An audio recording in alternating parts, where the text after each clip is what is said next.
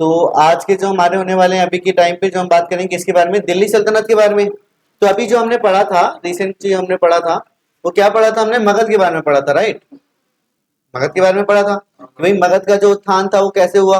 प्राचीन भारत से हमने बात करी थी। प्राचीन भारत में तो हमने देख लिया कि भाई कहाँ से क्या था, कौन सा था भाई हमारा, पूरा पाषाण, मध्य पाषाण और नवपाषाण, तीनों कैटेगरी हमने देख ली। उसके बाद जब हम बात करते हैं कि भाई इसी में हमने मगध के बारे में जाना कि मगध पर शासन किस किस का था।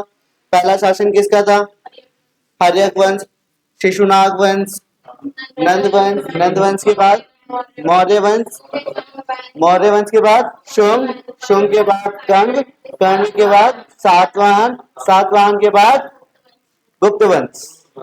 ये पूरा शासन था किसका, मगध का शासन था। तो उसके बाद जब हम बात करेंगे तो अब यहाँ पे दिल्ली पे आ जाएंगे।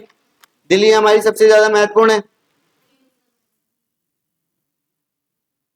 चलिए, तो दिल्ली पे जब हम बात करते हैं कि इससे पहले हमने बात कर ली थी भाई 1191 में जो लड़ाई हुई थी, तराइन का युद्ध हुआ था। तराइन के युद्ध में सॉरी वो जो पृथ्वीराज चौहान जो था वो हार गया था सेकंड वाले में, है ना, सेकंड वाले में हार गया था। पहले वाले में तो जीत गया था। और उसमें अब देखो यहाँ पे दो कारण है उसके हारने के। ऐसा नहीं था कि पृथ्वीराज जो था वो कमजोर था, इसके दो कारण थे, ठीक है। जैसे कि हम बात करेंगे भाई, एक तो हमारा ये तो जयचंद्र जो था, है ना, गढ़वाल का, गढ़वाल शासन थे। और जयचंद्र कौन था यहाँ पर, कौन था, ससुर था उसका, है ना। और उससे वो क्या करता था, नफरत करता था, जिस वजह से उसने फिर ये डिसाइड किया कि अब वो क्या करेगा भाई, उसको मरवा देगा मोहम्मद गौरी के साथ मिलके। तो मोहम्मद गौरी और उनका उनकी जो लड़ाई हुई कब हुई, 1192 में हुई, जिसे तराइन का युद्ध बोलते हैं। कौन सा, और उसमें वो हार गया था। फिर उसके बाद हम यहाँ पे बात करते हैं अगला, गुलाम वंश के बारे में, है ना। तो गुलाम वंश जो था, अब हम बात करते हैं कि भाई इसकी जो स्थापना हुई, यहाँ पे पहला जो राजा है वो हमारा कुतुबुद्दीन ऐबक है। कुतुबुद्दीन ऐबक जो था वो गुलाम था मोहम्मद गौरी का, और सबसे अच्छे गुलामों में से एक था, पढ़ा लिखा था, समझदार था, लेकिन उदार भी बहुत ज्यादा था। उदार समझते हो ना, अच्छे व्यवहार करने वाला उदार था ये, है ना। और इसे एक उपाधि दी गई थी लाख बख्श की, है ना, लाखों का दान करने वाला आप बोल सकते हो, लाख बख्श की उपाधि दी थी। जनता भी बहुत ज्यादा खुश थी। 1206 में ये आया, किस कारण, क्योंकि 1206 में कौन मर गया, गौरी मर गया, जिस वजह से इसको शासन पे ले आए। उसके बाद हम बात करते हैं कि भाई 1202 में हमारे को पता है ना, 1202 में जो था वो कौन था भाई। जैसे हम बात करें कि भाई इसमें जजाक भुक्ति का जो अंतिम शासक था, जिसका नाम क्या था, पर, परमर्दी देव, है ना, ये शासन था। उसने क्या किया, कुतुबुद्दीन ऐबक के सामने घुटने टेक दिए, और भाई आ गया वो दिल्ली पे। अब यहां से देखो, पहले आया कुतुबुद्दीन ऐबक 1206 में। अब यहाँ पे कुतुबुद्दीन ऐबक जो था, हमारे को पता है कि इसे लाख बख्श की उपाधि दी गई थी, किसकी, पहले देख लेते हैं। पहले कुतुबुद्दीन ऐबक आया, आराम शाह इल्तुतमिश, रुकुनुद्दीन, रजिया सुल्तान, मुइजुद्दीन, अलाउद्दीन, नसरुद्दीन, गयासुद्दीन, शमसुद्दीन, ये सारे हम पढ़ने वाले हैं इसी में, ठीक है। तो पहले हम यहाँ पे गुलाम के बारे में डिस्कस कर लेंगे। तो कुतुबुद्दीन ऐबक जो था वो 1206 में आया, 1210 में मर गया, ज्यादा लंबा नहीं चला। और सीधा बोल सकते हो कि 4 साल इसने शासन किया, बाद में मर गया। किस्मत ही खराब थी, खेलते खेलते मर गया ये तो, है ना। पोलो खेल रहा था, पोलो, है ना। पोलो क्या बोलते हैं वैसे, चंगान बोलते हैं, क्या बोलते हैं, चंगान। वो घोड़े वाला खेल होता है ना पोलो। घोड़े से गिर गया था, मर गया बेचारा, है ना। ऐसी ऐसी वो हुमायूं भी तो मरा था, बेचारे ने पुस्तकालय खुलवाया, क्योंकि उसको पुस्तकें बहुत ज्यादा पसंद थी। पुस्तकालय खुलवाया और उसी पुस्तकालय की सीढ़ियों से गिर के मर गया, है ना। भाई ज्यादा प्रेम आ रहा है पुस्तकों से, तो भाई पुस्तकों ने बोला कहाँ जा रहा है, तो यहीं पे मर जा, है ना, बाहर जाने ही नहीं दिया, आत्मा भी भटक रही होगी। 1206 में मोहम्मद गौरी की मृत्यु के बाद कुतुबुद्दीन ऐबक दिल्ली के सिंहासन पर बैठे और भारत में पहली बार गुलाम वंश की क्या हुई, स्थापना हुई। कुतुबुद्दीन ऐबक का जो राज्याभिषेक था वो कब हुआ था, 12 जून 1206 में हुआ था। और उन्होंने अपनी राजधानी कहाँ को बनाया था भाई, लाहौर, क्योंकि भाई उस साइड की तरफ से ही आए थे, है ना, उस साइड की तरफ से आए थे। लाहौर के इन्होंने राजधानी बना दी। और वो क्या थे भाई, वे कुतुबी तुर्क थे, या फिर इसी आप बोल सकते हो, इसीलिए कुतुबुद्दीन ऐबक बोला जाता है ना। ये कौन थे, कुतुबी तुर्क थे। और उसके बाद हम बात करें मोहम्मद गौरी के गुलाम थे और दामाद भी थे। गुलाम मतलब अब सोचो, मतलब ऐसा नहीं है कि गुलाम जो है वो गुलाम ही रहेगा, अच्छी स्थिति भी हो जाती है। अच्छी स्थिति का मतलब है भाई एक तो दामाद भी बन गया, सिंहासन भी मिल गया, है ना। अगर किसी को बोल दो कि तू मेरा गुलाम है, वो तुम्हारे को आके गुस्सा कर देगा कि तू गुलाम बोल रहा है मेरे को, है ना। लेकिन पहले के टाइम पे मतलब ऐसा गुलाम अगर बन रहे हो तो मैं तो भाई राजा का गुलाम हूँ, हाथ तो लगा तो बताऊंगा, है ना। तो सेम वाला सिनारी तो कुतुबुद्दीन ऐबक को लाख बख्श की उपाधि दी गई थी। मतलब इसका मतलब क्या है, लाखों लाखों का दान करने वाला। वो कौन था? यहाँ पे उन्होंने अपने गुरु कुतुबुद्दीन बख्तियार काकी की याद में कुतुब मीनार की नींव रखी थी। ये भी याद रखना कि कुतुब मीनार की जो नींव रखी गई थी वो किसके उस पर रखी गई थी? अपने गुरु कुतुबुद्दीन बख्तियार। उसकी याद में कुतुब मीनार बनवा रहा था, लेकिन भाई बनवाते बनवाते बेचारा घोड़े से गिर गया, मर गया, है ना। अब यहाँ पे जब ये मर गया तो मरने के बाद क्या हुआ? पहले एक और चीज, एक और महत्वपूर्ण टॉपिक है इसमें कि भाई कुतुबुद्दीन ऐबक ने दिल्ली में स्थित कवेट उल इस्लाम मस्जिद, दिल्ली में है, ये कहां पर है? कवेट उल इस्लाम मस्जिद और अजमेर का 2.5 दिन का झोपड़ा मस्जिद, नाम तो सुना होगा, 2.5 दिन का झोपड़ा, वो भी इसी ने बनवाया है। 2.5 दिन में बनवाया हो, कितने भी दिन में बनवाया हो, हाँ 2.5 दिन का झोपड़ा और अभी भी है। कहां पर है ये? अजमेर में है। महाराष्ट्र क्यों बोल रहे हो? अच्छा, मतलब तुम तो ऐसे मतलब ज्यादा चतुर बनने की कोशिश कर रहे हो क्या? भारत में शासन कर रहा है दिल्ली में, तो भारत में ही बनवाएगा, ठीक है। और यहाँ पे एक और चीज यार, अगर पूछा जाए, प्रोबेबिलिटी है, लेस प्रोबेबिलिटी है भाई, हमारे को नहीं पता कि कौन से जो क्वेश्चन है वो पुट कर दे कि भाई भारत में सबसे पहली मस्जिद इसी ने बनवाई, क्योंकि इससे पहले तो मुस्लिम आए नहीं। 712 में आया था, 712 में आया था, लेकिन सिंध पर कब्जा था, ठीक है। उसके बाद 1001 गजनवी, वो तो लूट के लिए आया था। मोहम्मद गौरी बेचारा लड़ाई करते करते मर गया। कुतुबुद्दीन ऐबक आया, पता है कि दिल्ली सल्तनत पर मेरा राज है, पहला मुस्लिम शासक, एक्चुअल बोल सकते हो, है ना। मतलब इनफैक्ट इन रियलिटी पहला जो मुस्लिम शासक था वो यही बना दिल्ली पर, कुतुबुद्दीन ऐबक, है ना। परमी देव जो था वो थोड़ा सा पागल था, चंदेलों का नाम बदनाम कर दिया। चंदेल जो थे अपने नाम की वजह से जाने जाते थे, लेकिन वो तो बदनाम करके चला गया है, घुटने टेक दिए। यहाँ पे पहली मस्जिद जो हम बात करते हैं कि भाई कवेट उल इस्लाम जो है, कौन सी? कवेट उल इस्लाम भारत की पहली मस्जिद है, जो कि कहां पर है? अच्छा, दिल्ली में है, अजमेर में है, 2.5 दिन का झोपड़ा, है ना। बासुदेव 10 में बेचारा चंगान आप बोल सकते हो, चौगान बोल सकते हो, है ना, चंगान है वैसे तो एक्चुअल में, मर गया बेचारा, है ना। मारा हुआ डंडे से कुछ गिर के घोड़े से मर गया, या फिर घोड़े ने उसके सर पे लात रख दी हो, क्या पता। बुढ़ा तो वैसे ही हो रहा था। आखिर को क्या हुआ कि इसका बेटा आ गया, इसका बेटा आ गया आरम शाह। कब आया? 1210 में, मरने के बाद ही आता है, वरना क्या होता है, मरने के बाद ही बनेगा, है ना। या तो वो बच्चा खुद अपने बाप को मार दे, या तो बाप खुद मर जाए, लेकिन मरना पड़ेगा, है ना। अब जैसे क्या होता है, देखो धोखेबाजी तो हमने पीछे भी पढ़ी, अजात शत्रु का भी पढ़ा, धोखेबाजी ये भी करेंगे। कलयुग है ना, धोखा देना रग रग में है सबकी। जब से कलयुग स्टार्ट हुआ, तुम पहले का देख लो, पहले ये धोखेबाजी नहीं चलती थी, वैदिक काल में भी नहीं चली है ना। मगध के आते ही यहाँ पे धोखेबाजी वगैरह स्टार्ट हो गई। मगध गई तो अरे कौन गधेड़ू।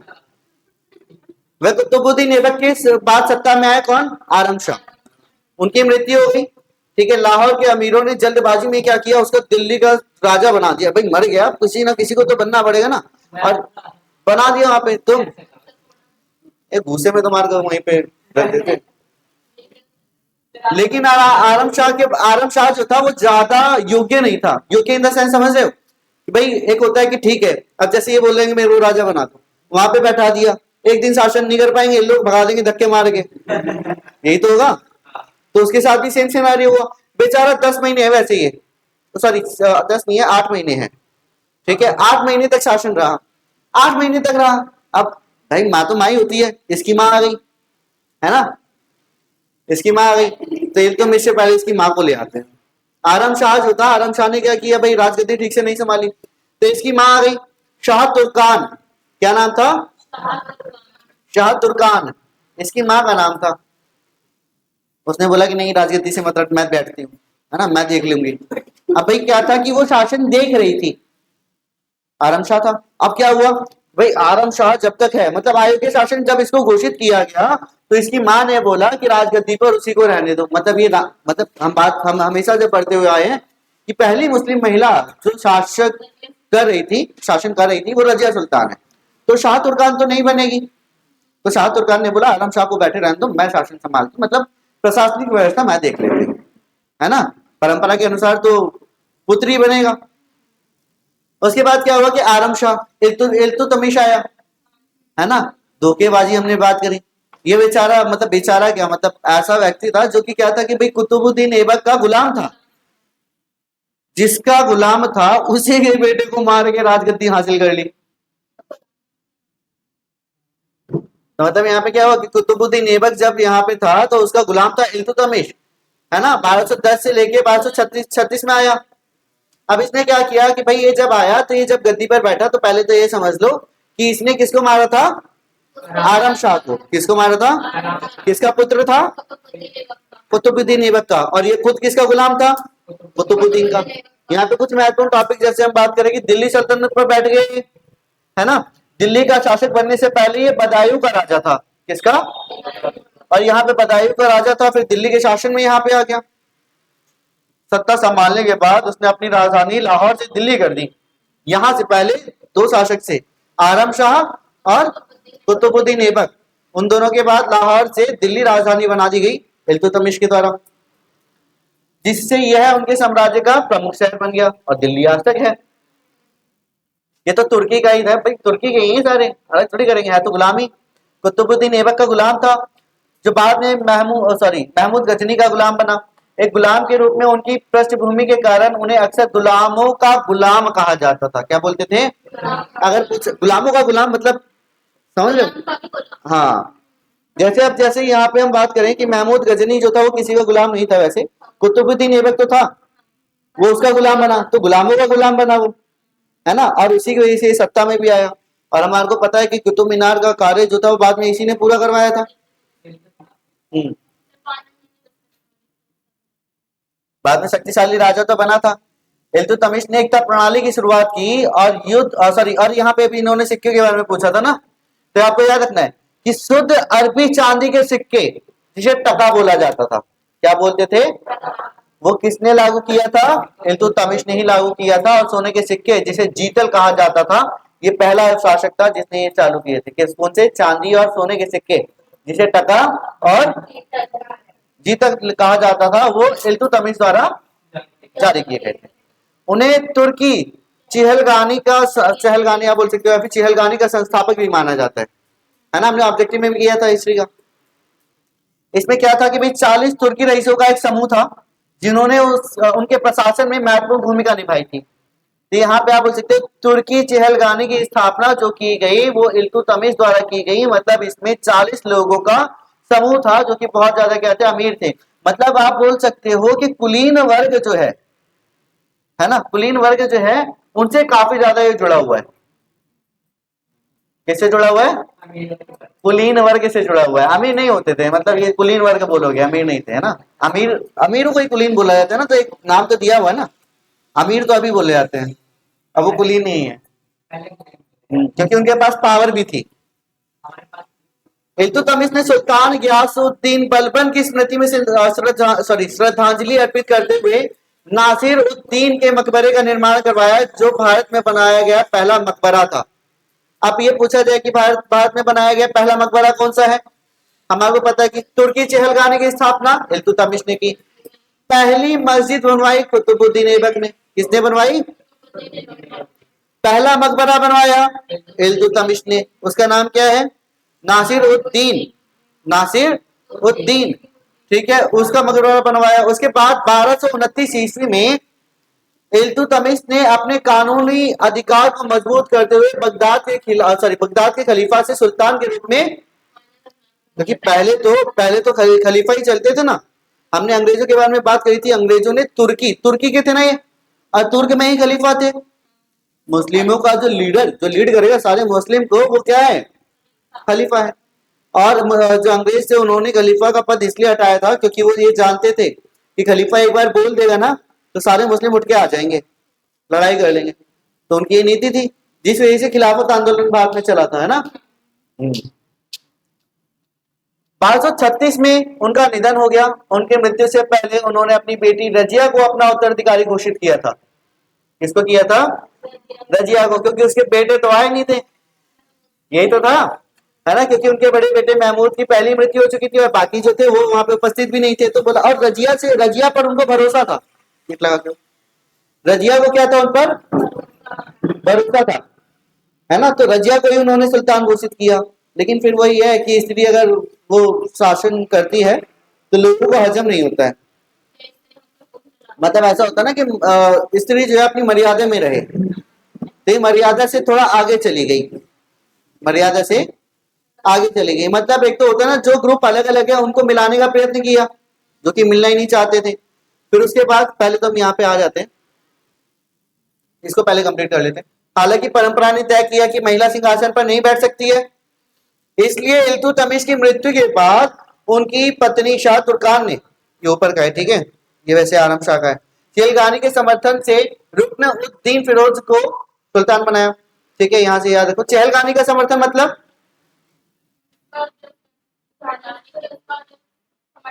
हाँ, जो 40 लोगों का जो समूह था, जो आर्थिक रूप से काफी ज्यादा पावरफुल थे, उनका था। उनके समर्थन से बोला गया कि चलो यार, उसका जो बेटा है रुकनुद्दीन आप बोल सकते हो, है ना, या फिर रुकन उद्दीन, ऐसे नाम चलता है इनका, है ना, उसको यहाँ पे गद्दी पर बैठा दिया गया।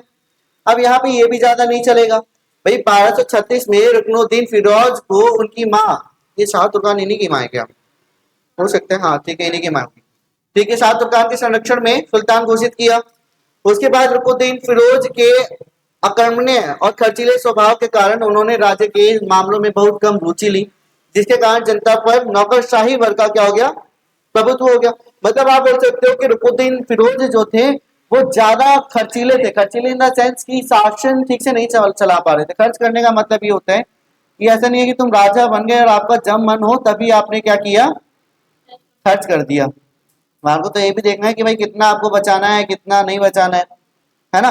तो यहाँ पे रुकनुद्दीन जो था उसको शासन से हटा दिया जाएगा। फिर कुछ महीनों तक तो चला, लेकिन बाद में क्या हुआ कि विद्रोह होने लगा, क्योंकि नौकरशाह का प्रभुत्व होने लगा।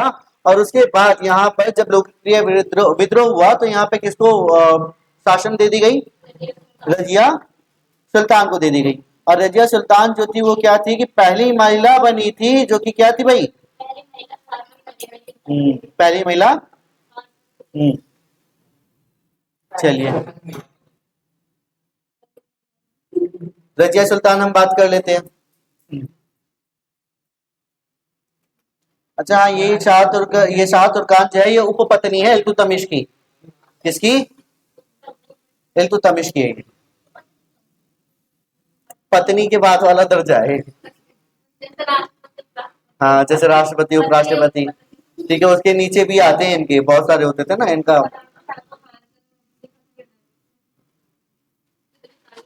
हाँ बोल सकते हो, आरम शाह को मार दिया इसने, फिर उपपत्नी बना दिया।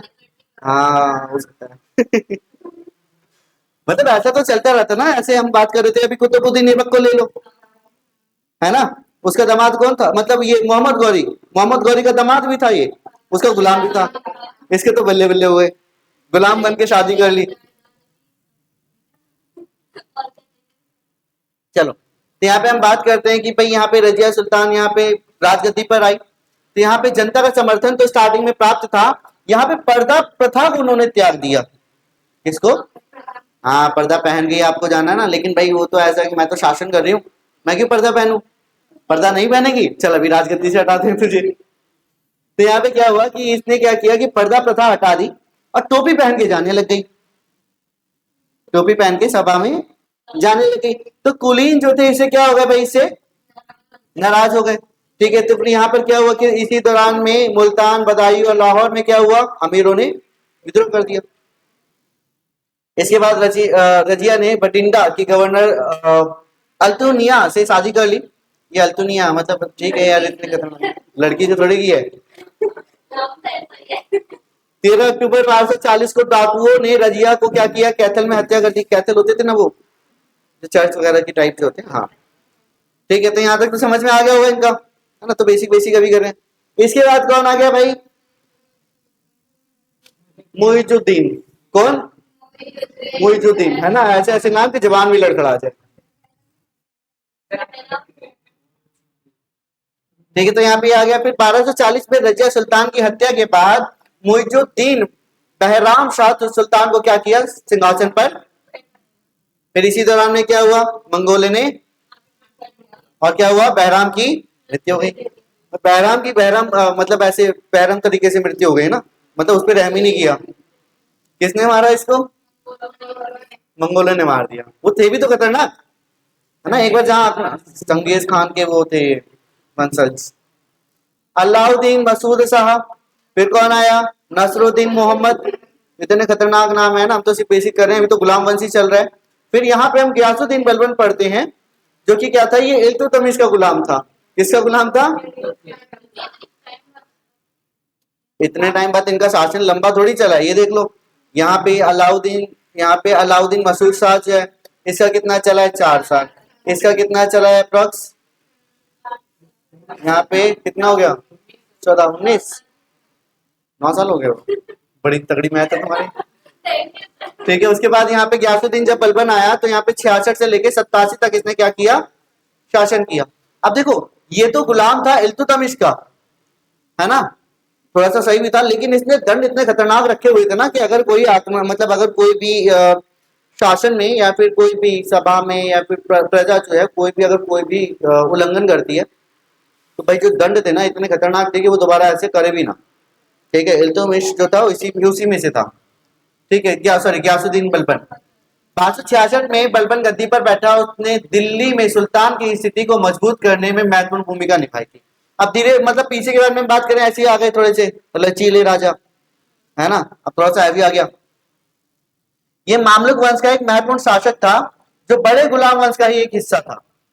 बलबन मूल रूप से सुल्तान इल्तुतमिश के गुलाम के रूप में कार्य करता था, जिसने बाद में अपना विशेष सहायक नियुक्त किया, उसे हरियाणा पर अपना नियंत्रण दे दिया।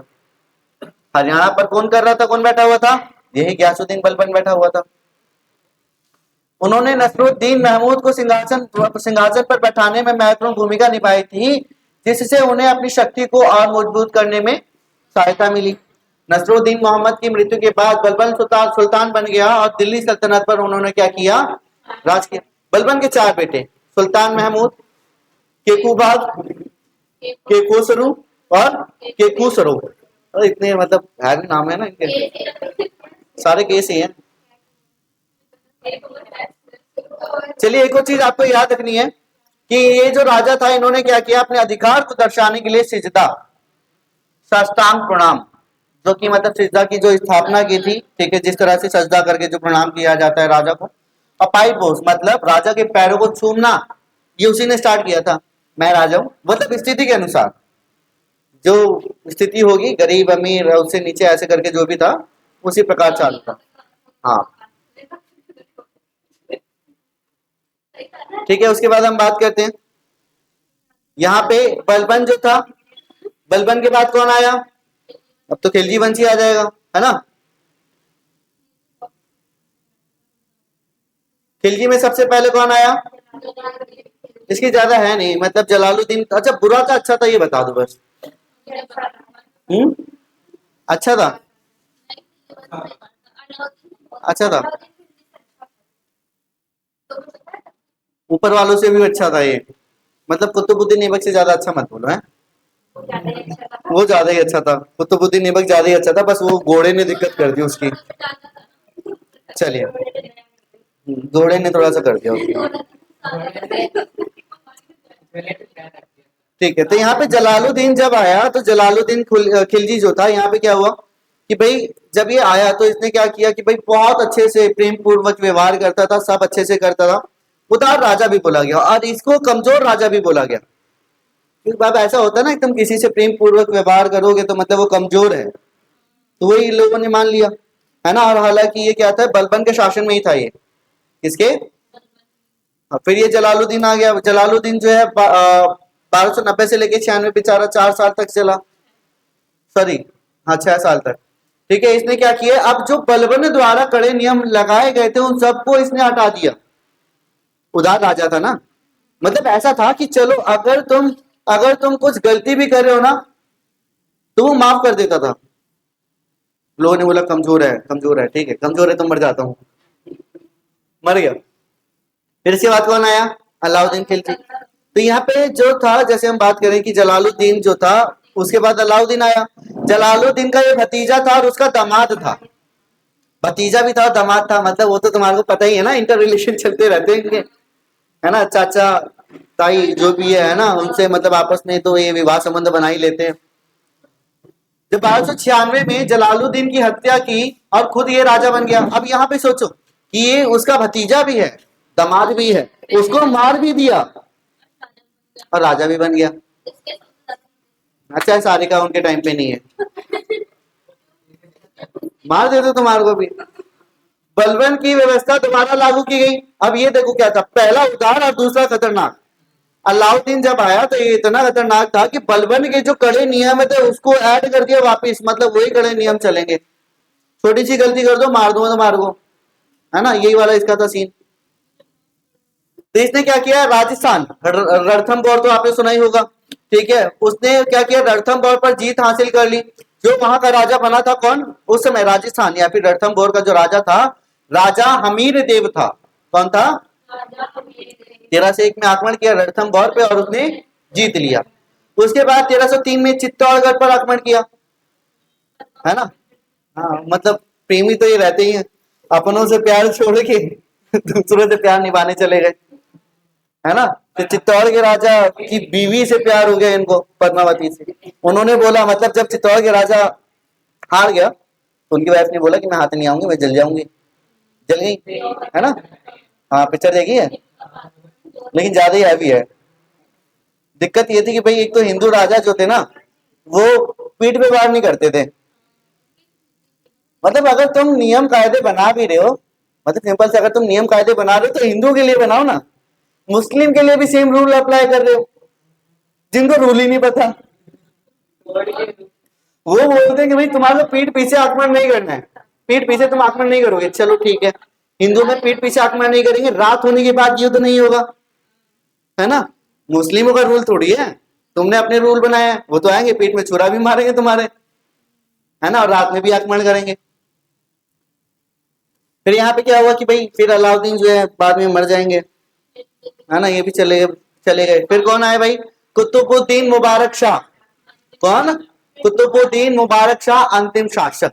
इसके बारे में ज्यादा तो इतना है नहीं, हालांकि दो हमारे पढ़ने हैं, जलालुद्दीन और अलाउद्दीन, है ना, दोनों की रिश्तेदारी है, एक अच्छा और एक बुरा है, ठीक है। हाँ, संगति का वो असर आ जाता है। फिर बाद में इसकी हत्या कर दी गई, ये आ गया ना, कुतुबुद्दीन मुबारक शाह आया, इसको मार दिया गया। अब ऐसा होता है ना, कमजोर राजा चल मार देते, मैं राजा बन जाता हूँ। फिर कौन आया, तुगलक आया, है ना। इसी में हम बात करते हैं ग्यासुद्दीन या फिर गाजी मलिक, है ना। सबसे पहले ये आया ग्यासुद्दीन या तो, और यहाँ पे याद रखना है, अगर पूछा जाए कि भाई तुगलकाबाद का निर्माण किसने करवाया था, मतलब किले का निर्माण किसने करवाया था, तो ग्यासुद्दीन या फिर गाजी मलिक, तुगलक वंश का पहला शासक है। तो इसी ने मारा था उसको, है ना, खिलजी वंश के अंतिम शासक को हत्या की है ना। हत्या का मतलब है कि शासन तो लेना ही लेना है। जब बेटा अपने बाप को नहीं छोड़ता है ना, गुलाम कैसे छोड़ देगा, अपने अपने नहीं हुए। मोहम्मद बिन तुगलक आया। मोहम्मद बिन तुगलक जो है, इसको पागलों की उपाधि दी गई थी ना, पागल राजा। इतिहास में अगर किसी को पागल राजा बोला गया तो मोहम्मद बिन तुगलक को ही बोला गया, है ना। और इब्न बतूता किसके शासन काल में आया था, मोहम्मद बिन तुगलक में आया था, है ना। 10 साल तक काजी बन के रहा, मतलब पागलों का राजा। मतलब जब सोचो, उसको काजी बना दिया, न्यायाधीश काजी बना दिया, और बाद में उसी को जेल में डाल दिया। जो न्याय करता है उसी को जेल में डाल दिया, वो भी सिर्फ इस वजह से क्योंकि उसको शक था। थोड़ा सा ऐसा होता है ना, थोड़ा सा मिसकंफ्यूज हो जाते हैं, या फिर जो भी होता है कि कंफ्यूजन हो जाती है, मिसअंडरस्टैंडिंग हो गई, तो बोला कि चल जेल में जा। अब उसको जब पता चला कि अच्छा इसने तो ऐसा किया नहीं, बेचारे को बाहर निकाल दिया, उसने भी बोला कि मैं जा रहा हूँ यहाँ से। 47 में वापस चला गया था, लेकिन उसको पहले चीन भेजा था, फिर वहां से वो चला गया। मैं नहीं रह रहा। वो तो काफी जगह की यात्रा करके गया था। अब यहाँ पे सोचो, अभी यहाँ पे हमने बात करी टका, किसने स्टार्ट किया था? ठीक है, और सोने के सिक्के भी। तो यहाँ पे तांबे की मुद्रा की शुरुआत किसने की? मोहम्मद बिन। चांदी और सोने के किसने किए थे? इल्तुतमिश। फिर आया फिरोज शाह तुगलक। फिरोज शाह तुगलक इसलिए याद रखना है क्योंकि ये वो व्यक्ति है जो कि पुरी में स्थित जगन्नाथ मंदिर है ना, उसको इसी ने तोड़वाया था। इनको पता नहीं मंदिरों से क्या दिक्कत है। और जब इसने जगन्नाथ मंदिर को तोड़वाया, चलो ठीक है, देखो हम बोलते हैं कि तुम आ रहे हो, है ना, लूट ही तो करनी है तुम्हारे को, लूट करके भाग जाओ, तोड़ने की क्या जरूरत है? इसने तोड़ा भी और लूट के भी चला गया, है ना। उसके बाद राम मंदिर की बात आती है तो बोलते हैं नहीं, यहाँ पे मस्जिद थी।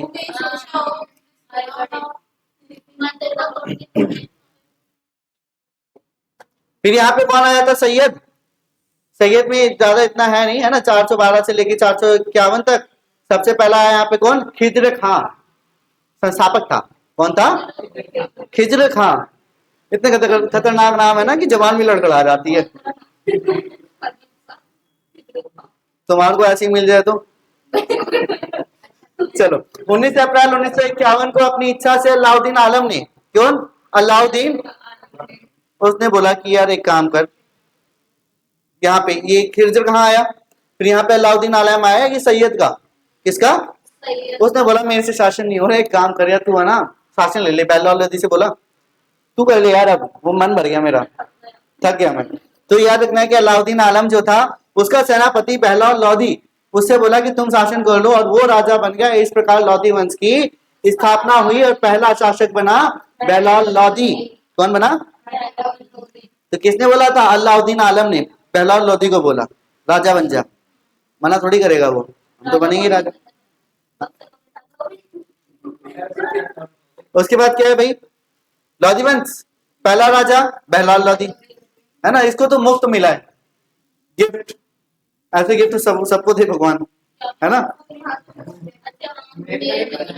हाँ, यहाँ पे अलाउद्दीन आलम ने दिया ना इसको। चलो, पहला बहलौल लोधी, दूसरा सिकंदर लोधी। तो 1503 में, ये इंपॉर्टेंट है, सिकंदर लोधी द्वारा ही 1503 में आगरा की नींव रखी गई थी। किसकी नींव रखी गई थी? आगरा की नींव रखी गई थी सिकंदर लोधी द्वारा। 1500 नहीं है ये, 1500 ही है, ठीक है, 1500 ही है।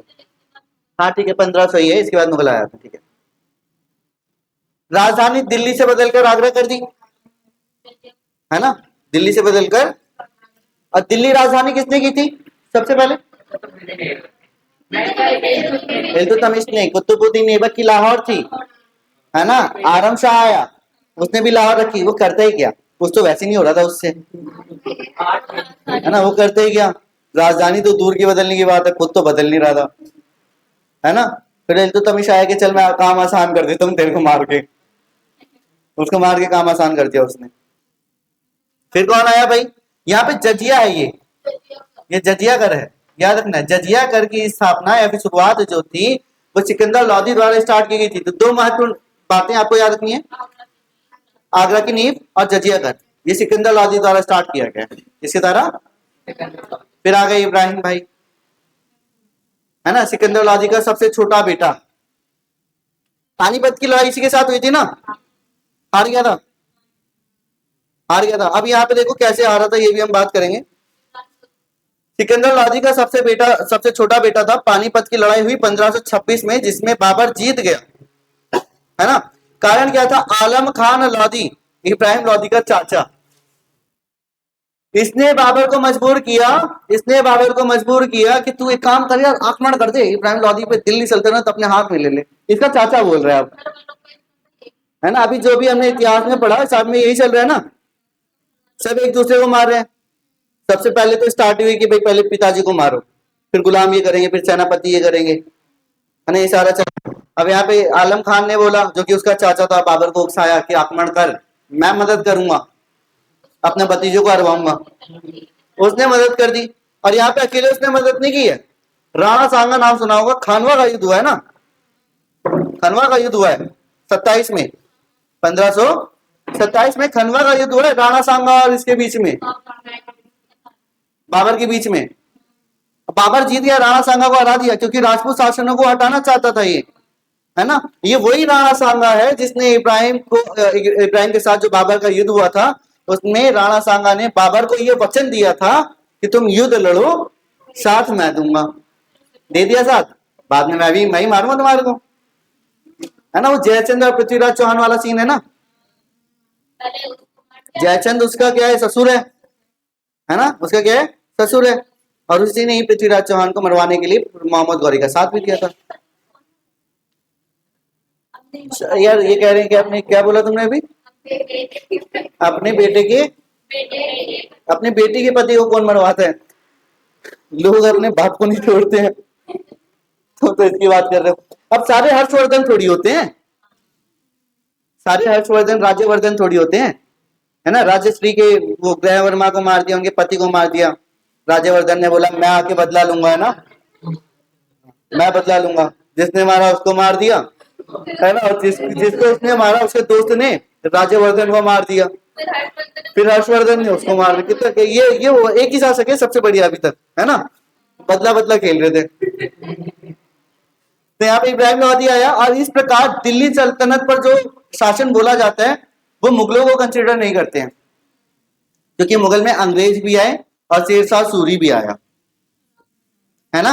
और यहाँ पे जब हम गुलाम के बारे में बात करें, गुलाम, खिलजी, तुगलक, सैयद, लोदी, ये पूरा वंश चला है, इसमें किसी ने अड़ंगी नहीं डाली है ना। तो यहाँ तक हम दिल्ली सल्तनत के बारे में भी बात कर चुके, मगध के बारे में भी बात कर चुके, राइट। तो पूरी समझ में आया होगा सबको, है ना।